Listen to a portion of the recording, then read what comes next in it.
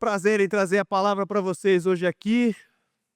Para quem não me conhece, eu sou o Renan, sou pastor de missões, do Ministério de Missões e Cidade aqui da Iba Viva. E hoje sou eu que vou pregar aqui para vocês. Obrigado. É tão gostoso ver as pessoas sorrindo assim para mim, é legal pra caramba. É joia. A gente está dando continuidade para a série de missões. O André falou aqui a semana passada e ele deixou uma pergunta para a gente, bem difícil de responder, e uma outra afirmação também. Ele falou: para quem você tem sido um arauto do Evangelho de Cristo? Para quem você tem sido um proclamador, um compartilhador do Evangelho de Cristo no seu dia a dia? E também deixou uma afirmação, que todo cristão deve ser um pregador da palavra de Deus.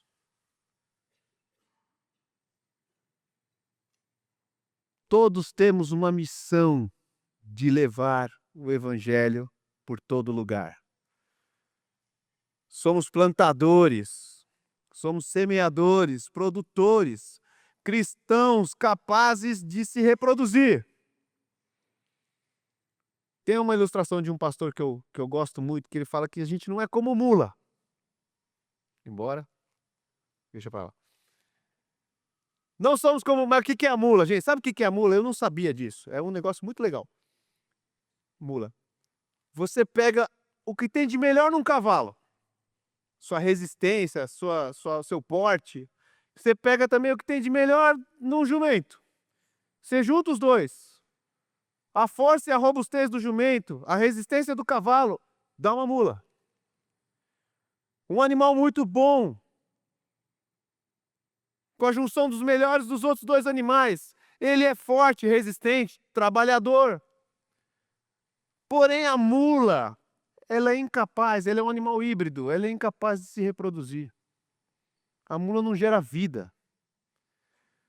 Muitas vezes a gente pensa que nós somos cristãos eficazes, competentes, moralmente retos, servidor, fiel nos dízimos. Porém, a gente é incapaz de reproduzir, de plantar, de dar frutos fortes, admiráveis, lindos, mas estéril.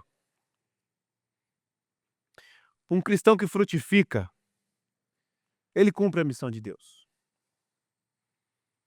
E toda a Bíblia fala da missão de Deus. E qual que é a missão de Deus, gente? Numa síntese bem curta aqui, a missão de Deus é recuperar a humanidade. Deus quer salvar a terra. Deus quer deixá-la a terra como Ele sempre quis que fosse. Reconciliar o homem com Deus. Nós temos na Bíblia 4 capítulos de toda a palavra de Deus, onde a gente pode vislumbrar isso. Gênesis 1 e 2, a criação, o homem sem pecado. E Apocalipse 21, 22, a restauração total completa. Os 2 primeiros capítulos da Bíblia e os 2 últimos capítulos da Bíblia. E no meio de tudo isso é o projeto de Deus para recuperar a humanidade. Deus quer habitar novamente com o ser humano. Deus quer se relacionar com ele sem a sujeira, sem o impedimento do pecado, sem a morte. Em Apocalipse 21, 3, 4, não precisa abrir não, vou pôr aqui, depois vocês vão abrir no outro texto que eu vou falar. Ouvi uma forte voz que vinha do trono e dizia: agora o tabernáculo de Deus está com os homens, com os quais ele viverá. Ele enxugará dos seus olhos toda lágrima. Não haverá mais morte, nem tristeza, nem choro, nem dor, pois a antiga ordem já passou. O tabernáculo, a moradia de Deus está com os homens. Finalmente seremos como quem Deus sempre sonhou. Um com Ele. Amém? Posso terminar? Vamos embora mais cedo para casa? Não. Isso tudo é muito lindo, é muito legal. Mas acontece que esse tempo ainda não chegou. O reino ainda não foi plenamente estabelecido. e a gente não sabe quando vai ser. Não cabe a nós.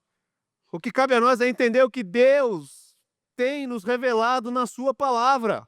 O que cabe a nós é entender que o justo viverá pela fé. O que cabe a nós é entender que nós esperamos naquele que é soberano sobre o tempo. Aquele que era, que é e que há de vir. E a palavra nos revela como nós vamos viver até que ele venha. Isso nos traz esperança, nos traz fé, nos traz perseverança. Abra a sua Bíblia lá em Atos 1. Atos 1, versículos 6 a 11. Aí agora eu vou deixar um tempo para você abrir a sua Bíblia aí. Quem trouxe Bíblia, né? Quem não trouxe, fica tranquilo, eu vou pôr aqui. Mas traz da próxima vez. Né? Atos 1, de 6 a 11. Vamos, gente. Tô vendo gente procurar aqui ainda. Como é que é isso? Manejar bem a palavra de Deus, puxa vida. Olha lá o Marcelo rindo lá. Eita, não achou ainda, né, Marcelo? Vai. Então os que estavam reunidos lhe perguntaram: Senhor, é nesse tempo que vais restaurar o reino de Israel? Ele lhe respondeu: Não compete saber os tempos ou as datas que o Pai estabeleceu pela sua própria autoridade. Mas receberão poder quando o Espírito Santo descer sobre vocês, e serão minhas testemunhas em Jerusalém, em toda a Judéia e Samaria e até os confins da terra.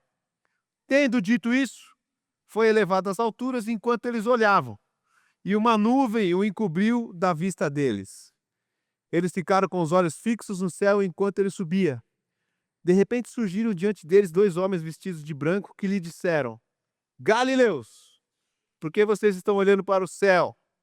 Este mesmo Jesus, que dentre vocês foi elevado ao céu, voltará da mesma forma como o viram subir. Amém, gente? Vamos orar. Senhor Deus, nós precisamos do seu entendimento, da sua sabedoria que vem pelo temor do Senhor. Precisamos, Senhor Deus, do teu Santo Espírito, Senhor Deus, nos enchendo aqui para aprender mais da tua palavra. Obrigado por essa igreja, Senhor Deus. Em nome de Jesus. Amém. Um breve panorama aqui. Jesus morreu, Jesus ressuscitou, ele venceu a morte, ele ficou 40 dias com os apóstolos e os seus discípulos, ensinando coisas do reino. E certa vez que eles estavam comendo, ele chegou e falou para eles assim: Olha, vocês fiquem em Jerusalém. Fiquem em Jerusalém até que se cumpra um sinal que eu falei para vocês lá atrás. João Batista batiza com água, mas vocês vão ser batizados pelo Espírito. Aí surge essa parada desse texto que eu acabei de ler para vocês. Eles perguntam: Senhor, é nesse tempo que o Senhor vai restaurar? O Senhor vai restaurar Israel? Essa era a maior dúvida dos discípulos naquela hora. Naquela hora, porque já não restava mais dúvida de que Jesus era o Messias, de que Jesus era o prometido de Deus.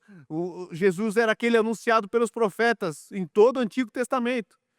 Ele cumpriu as profecias, ele sofreu, morreu, ressuscitou, venceu a morte. Mas ainda restava dúvidas. Quando seria a restauração? E a preocupação daqueles caras era que a restauração fosse ali, terrena, política, de Israel, do território de Israel. A batalha foi vencida. Agora tudo vai se resolver. Tudo isso revela uma ansiedade entre os discípulos de Cristo. E é essa tensão na experiência cristã de viver na esperança da promessa, na esperança da restauração total, né?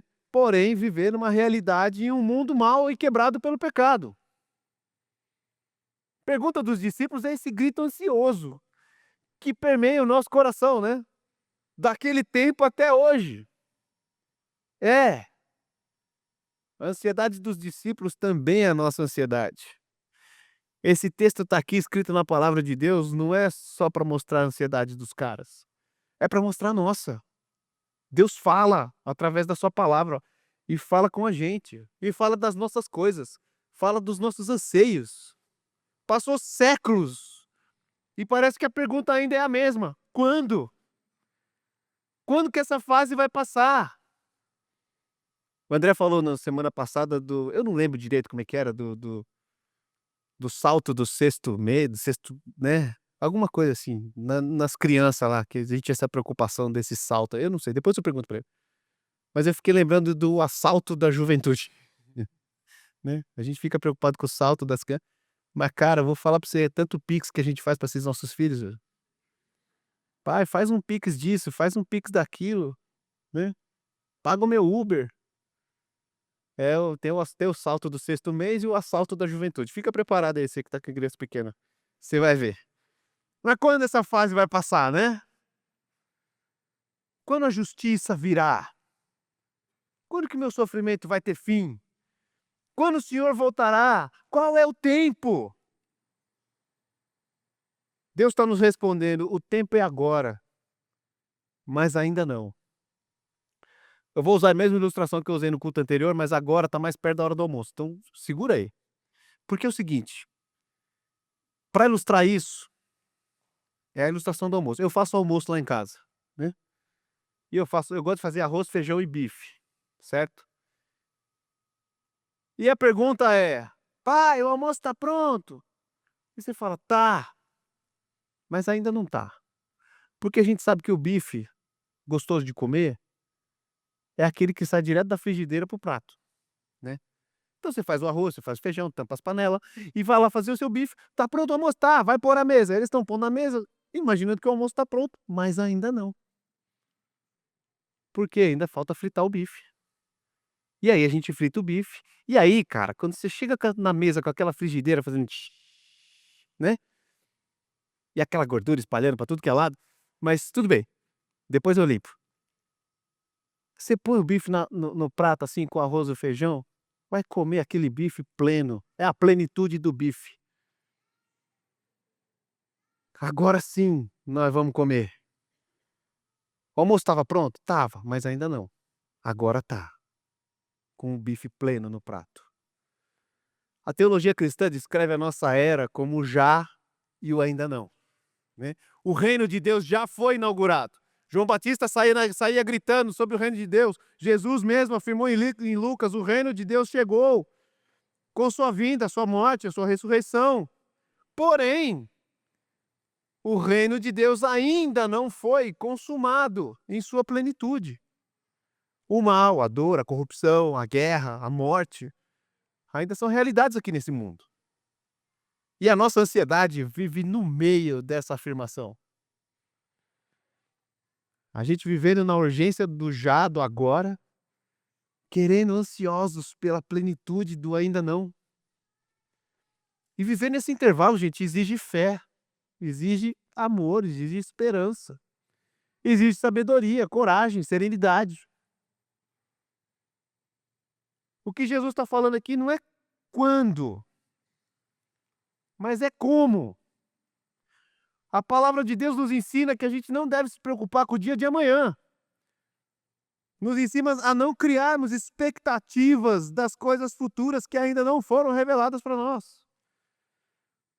Os discípulos estavam focados ali na restauração de Israel, política, terrena. Mas os planos de Deus era a restauração do mundo, a redenção do mundo, com a promessa que foi feita lá atrás em Abraão, Gênesis 12. Abraão, larga tua terra, tua parentela e sai, vai para a terra que eu te mandar.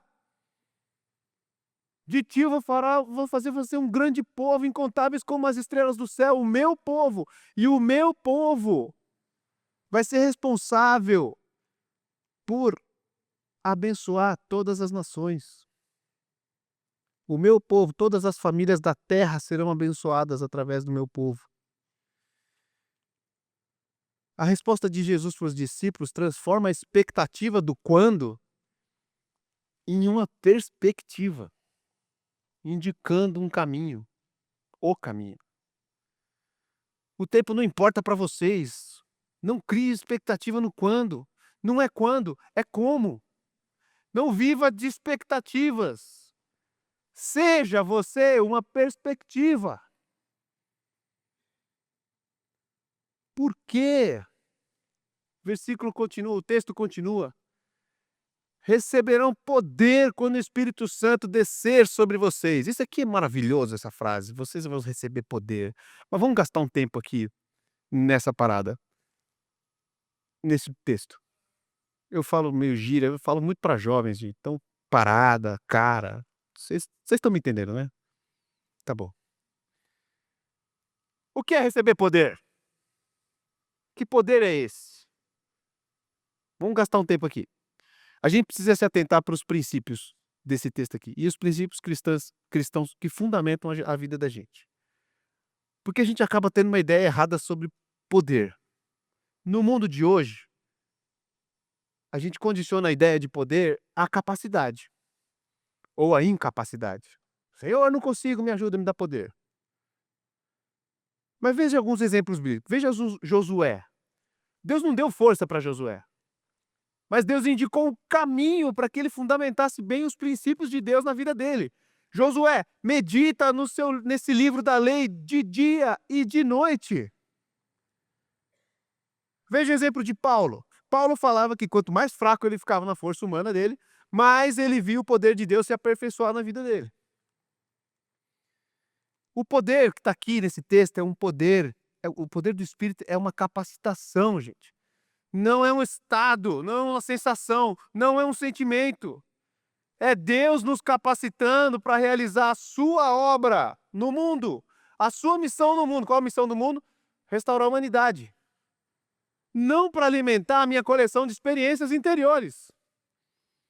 As pessoas hoje estão medindo a presença do Espírito pela intensidade das suas emoções. Se elas sentem alguma coisa, Deus está presente.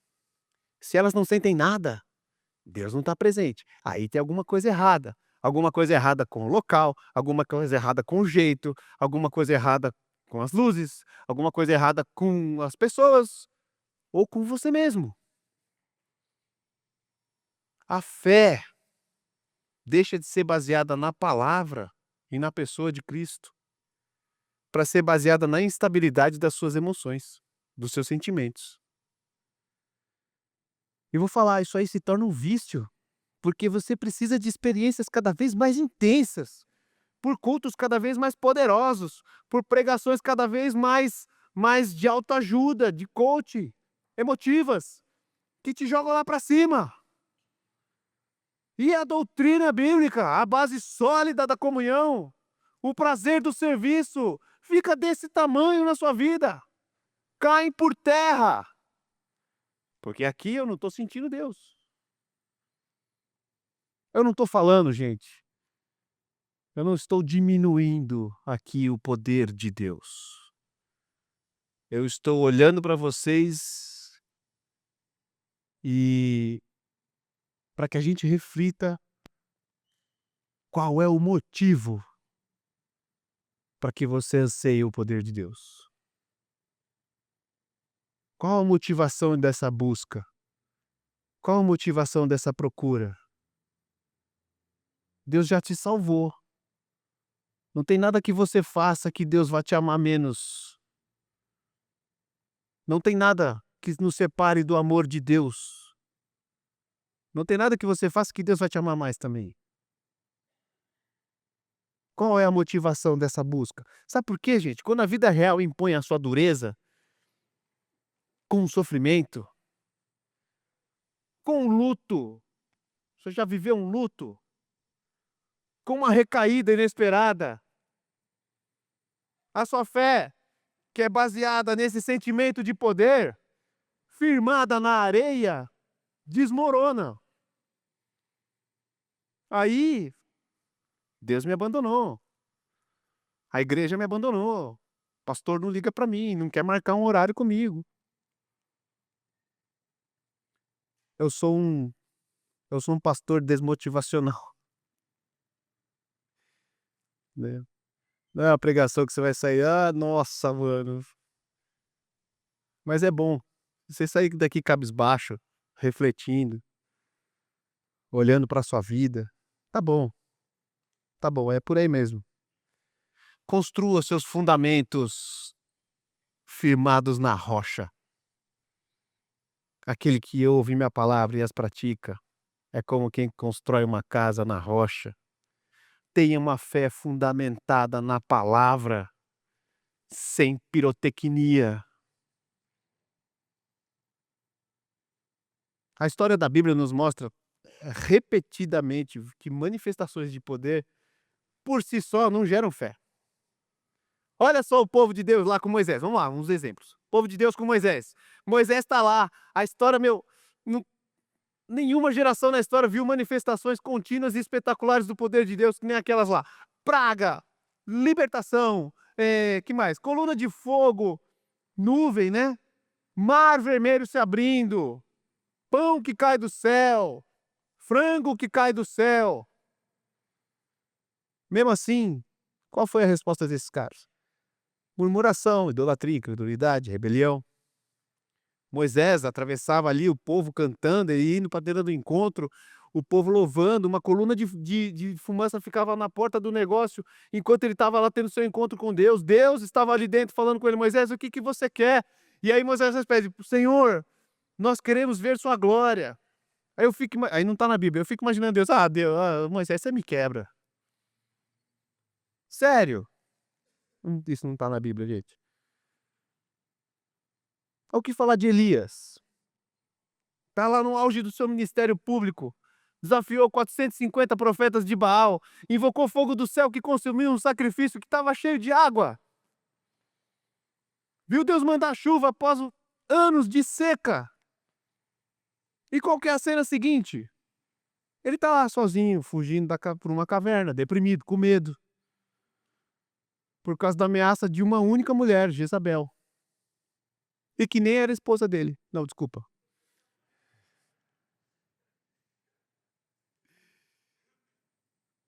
Mas ele está lá.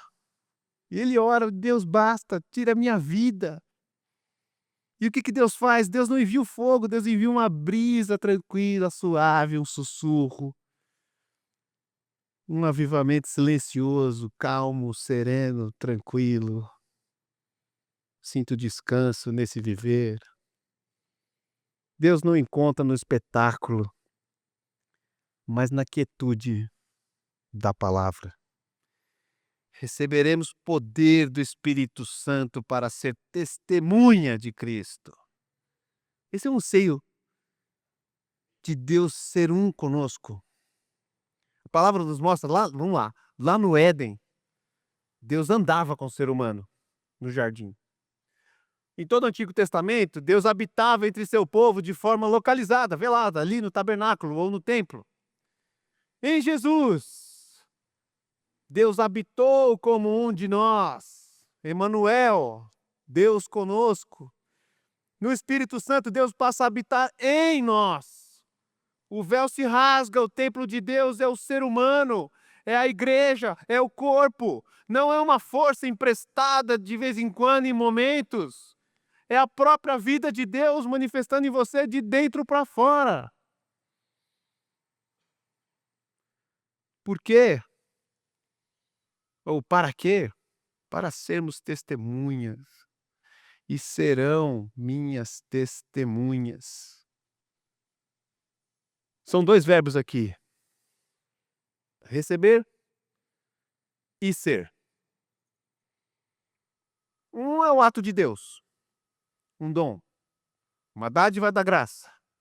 A gente não produz, a gente não conquista, a gente não merece esse poder. É uma capacitação que recebemos através do Espírito. O outro verbo é o ser. Aí é o resultado transformador. O poder que nos redefine. Ser testemunha não é uma atividade. Ser testemunha não é uma qualidade. Eu sou um cristão bonitinho, sirvo não sei aonde e sou testemunha. Não. Ser testemunha, gente, é o que somos. Ser testemunha é uma nova identidade. Significa que a nossa existência aponta agora para Jesus. E tudo que eu faço é para a glória de Deus. Seja comprar um pão, ou seja, cantar aqui levantando a mão e fechando o olho. É Deus com seu poder habitando em nós. Deixamos de ser espectadores para ser participantes ativos da missão de Deus. E isso tudo forja em nós a nova e irrenunciável identidade de missionários, de embaixadores de Jesus Cristo ressurreto. Eu vou repetir essa frase.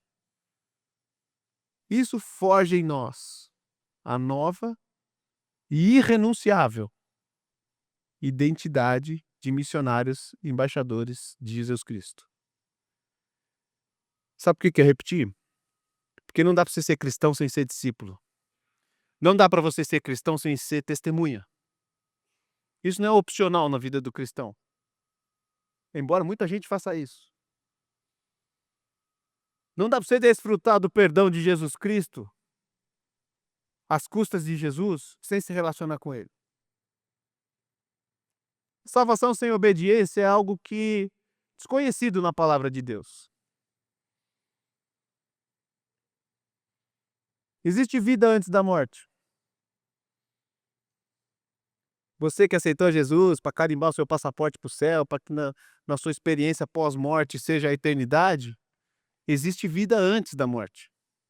E é uma vida de manifestação de Deus, para que os outros vejam quem é o seu Deus.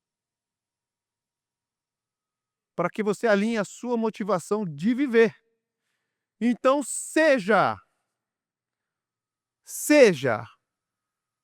simpático, seja amável, seja puro, seja acolhedor, seja doce, seja brilhante, seja inteligente, seja formidável, seja testemunha de Cristo Jesus, o Salvador, o Consolador, o advogado seu, que no dia que você estiver perante o justo juiz, Ele vai te livrar da condenação dos teus pecados, porque Ele morreu na cruz em seu lugar. Seja testemunha de Cristo para quem ainda não o conheceu.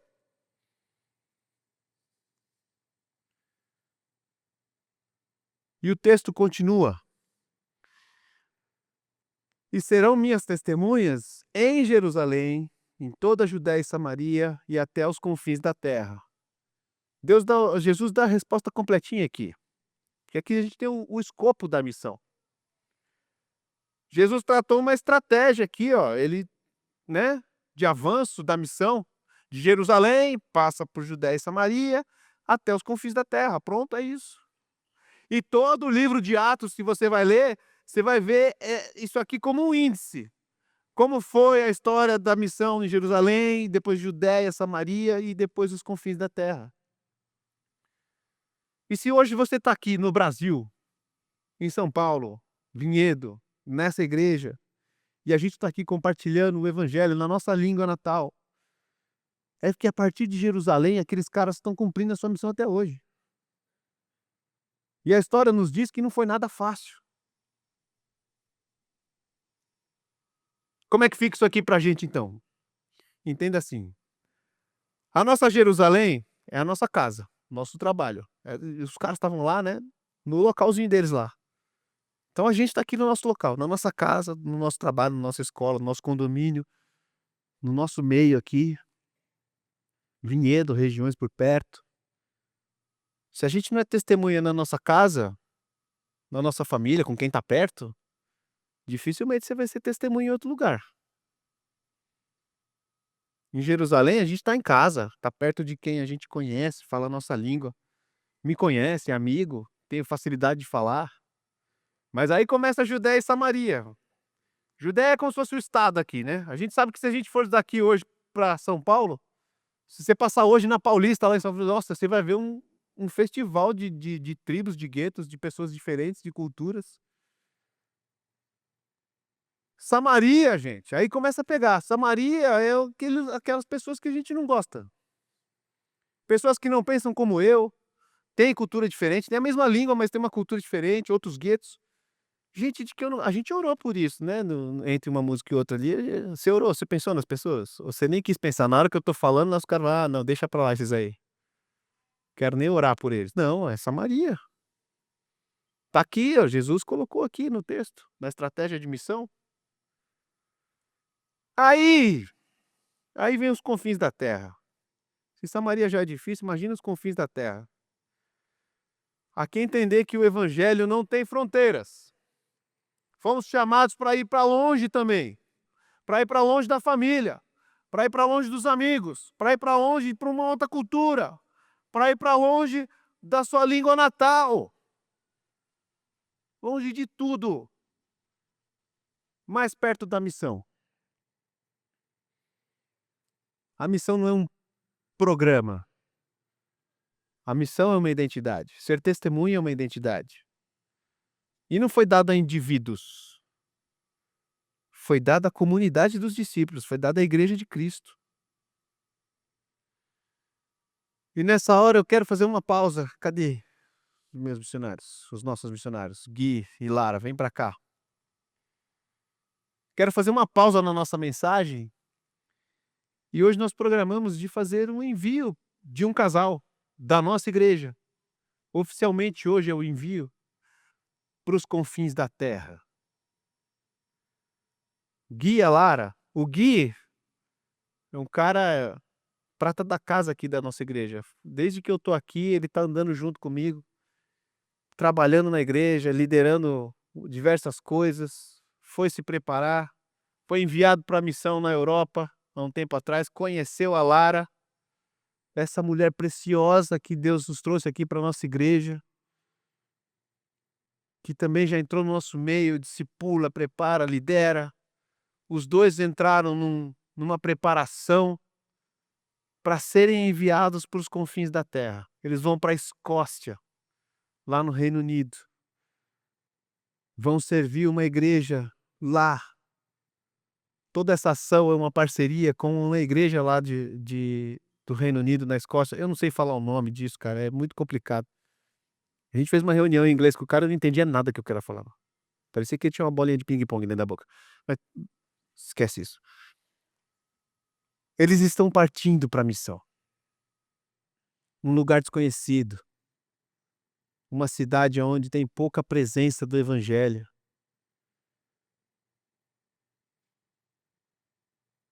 Culturas desconhecidas. Largaram suas profissões. Largaram seus salários, seus recebimentos, seu estilo de vida. Venderam suas coisas. A Lara tá morando na casa da sogra. A missão já começou, né, Lara? Sonho de todo casal. Quantos anos de casado? 3 anos de casado, já foi morar na casa da sogra.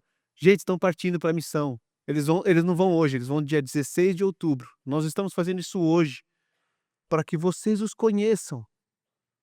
E não só conheçam aqui da frente. Depois dessa mensagem aqui, vai lá, dá um abraço nos caras, pergunta, o que vocês precisam, como é que eu posso ajudar? Como é que eu posso servi-los como missionário? Eles não estão sendo enviados, eles. A igreja está indo junto com eles. Vocês fazem parte também dessa missão. Foram anos que o Gui está aqui com a gente, e com a Lara também, em preparação para isso. Aqui está a parte fácil, o que a gente vai fazer aqui agora hoje. Mas para chegar até aqui foi um caminho. E ainda tem um caminho para percorrer, que nós precisamos do corpo de Cristo unido para que tudo isso aconteça debaixo da graça, para a honra e glória do Senhor. Então fica de pé vocês e vocês ajoelham.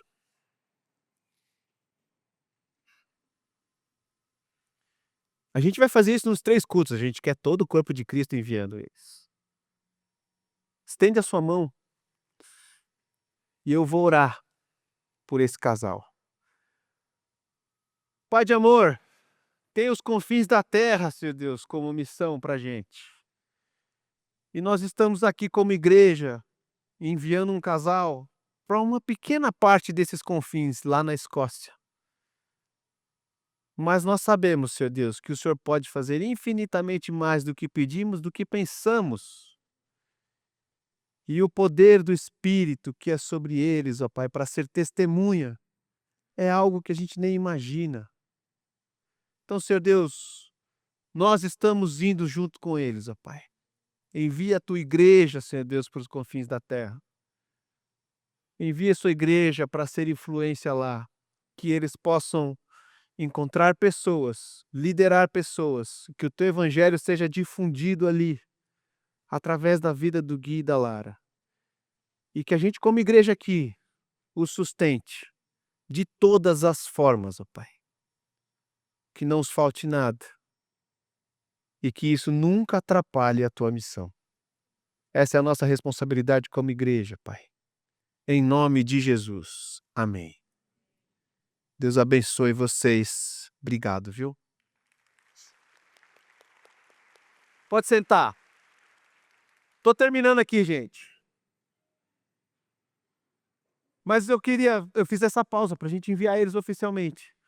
A missão de Deus, ela tem um coração local, mas uma visão global. Nós precisamos olhar para tudo. Tudo que existe tem uma chance de ser salvo, né?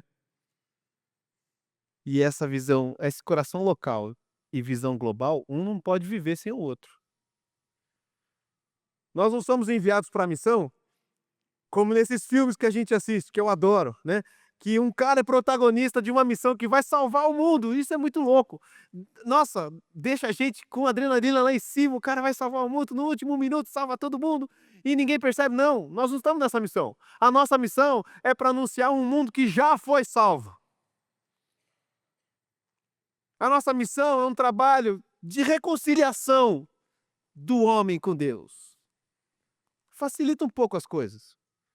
Se você pensar que o mundo já foi salvo, que as pessoas precisam reconciliar elas com essa salvação que vem através de Jesus Cristo. Até que ele venha. O texto finaliza aqui, nos versículos 10 e 11, de um jeito sensacional. Galileus, por que vocês estão olhando para os céus? Iba Viva, por que vocês estão olhando para o céu? A pergunta aqui não é uma repreensão contra a adoração ou contra a esperança da volta de Jesus. Não é uma repreensão. É uma repreensão contra a paralisia. É os anjos do céu gritando para você assim: bora, gente! Vai!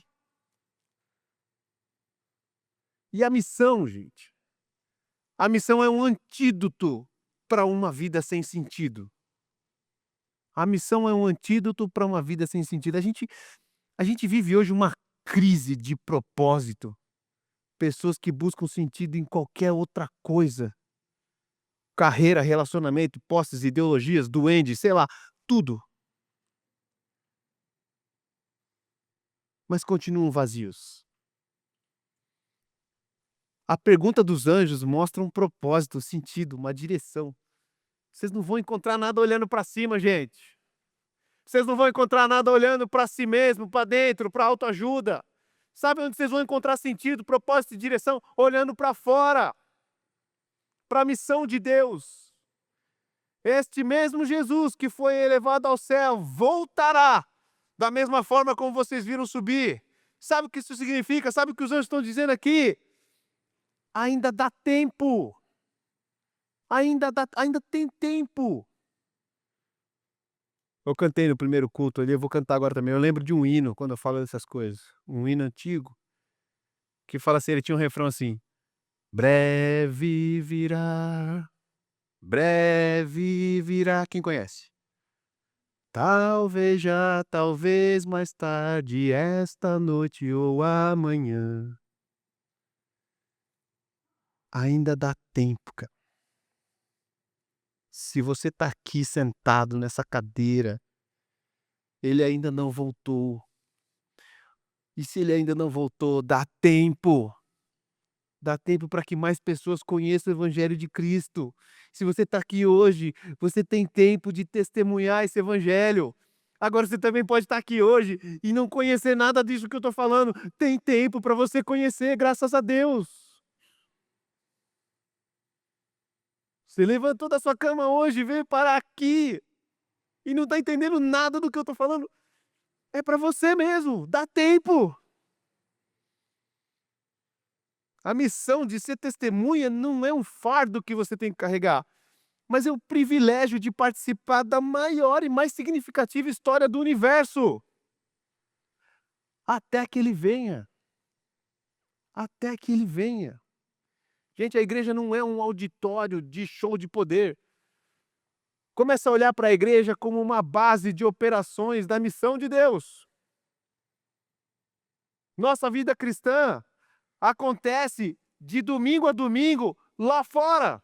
Da porta para fora aqui, tudo é campo missionário.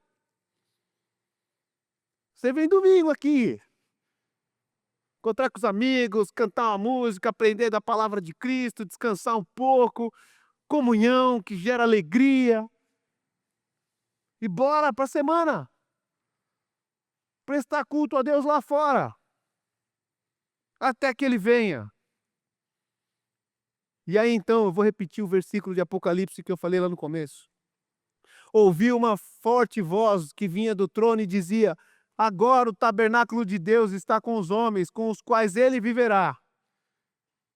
Eles serão seus povos e o próprio Deus estará com eles e serão seu Deus. Ele enxugará dos olhos toda lágrima. Não haverá mais morte, nem tristeza, nem choro, nem dor, pois a antiga ordem já passou. Você sabe o final da história.